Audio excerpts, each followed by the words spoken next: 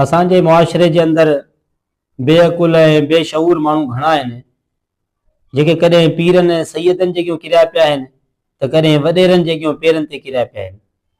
छा हिननि जो अकुल कमु करे थो कि जॾहिं सैयद जेके पीरनि जेकियूं वञी झुकनि था, पेरे पवनि था, उते चवनि था कि असां हिन जो एहतराम कयूं था, हे वली आहिनि, दीनदार आहिनि, असां हिन जो एहतराम हिन जे करे इज़त किथे त हिननि जी दीन जी ॻाल्हि अची थी वञे। लेकिन जॾहिं के भोतार ऐं वॾेरे जे साम्हूं पेरे पवनि था त उते ई छा जी ॻाल्हि आहे? उते छा जो दीन इस्लाम आहे? उते त ज़ुल्म आहे, उते त ज़्यादती आहे, उते त गज़ब आहे। उन्हनि जेके पेरे पवण जी कहिड़ी ॻाल्हि आहे?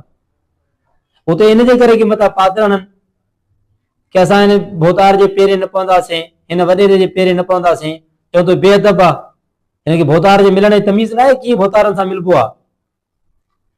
त इन जे करे पेरे पियो वेंदो आहे कि मथां भोतार मारे विझे, मथां भोतार नाराज़ थी वञे, मथां भोतार मुंहिंजे मथां गरम थी वञे। इन जे करे भोतारनि जे पेरे पियो वेंदो आहे। अगरि इहो इस्लाम, अगरि दीन आहे, अगरि कंहिं सैयद जे, कंहिं पीर जे पेरे पवण दीन ऐं इस्लाम आहे, त पोइ वॾेरे जे पेरे छो था पओ? भोतारनि जे पेरे छो था पओ? इन जो मक़सदु इहो आहे कि भोतार जे पेरे पवण या वॾेरे जे पेरे पवण इन में को फ़र्क़ु न आहे तव्हांजे नज़दीक। भोतार जे पेरे पोइ बि कोई फ़र्क़ु न, वॾेरे जे पेरे पोइ बि कोई फ़र्क़ु न। यानी ख़बर पई तव्हांजी का इज़त ई न आहे मुआशरे जे अंदरि। भोतार खे सिधो हथ ॾियो त भोतार तव्हांजे मथां नाराज़ थी वञे, वॾेरे खे हथ ॾियो साम्हूं त वॾेरो तव्हां खां नाराज़ थी वञे, ऐं सैयद खे हथ ॾियो त सैयद बि तव्हां खां नाराज़ थी थो वञे। सैयद बि तव्हां चए थो असांजे पेरे पई मिलनि, ऐं भोतार बि चए थो मुंहिंजे पेरे पई मिलनि, त पोइ हुन सैयद ऐं भोतार में कहिड़ो फ़र्क़ु आहे तव्हांजे नज़दीक? ॿुधायो। ऐं तव्हांजे नज़दीक छा आहे? तव्हांजे नज़दीक इहे छा आहिनि ॿई जॾहिं तव्हां पेरे पओ था? तव्हां अल्लाह को नथा ॾिजो, तव्हां पंहिंजे अंदरि हिकिड़ो शऊर पैदा कयो।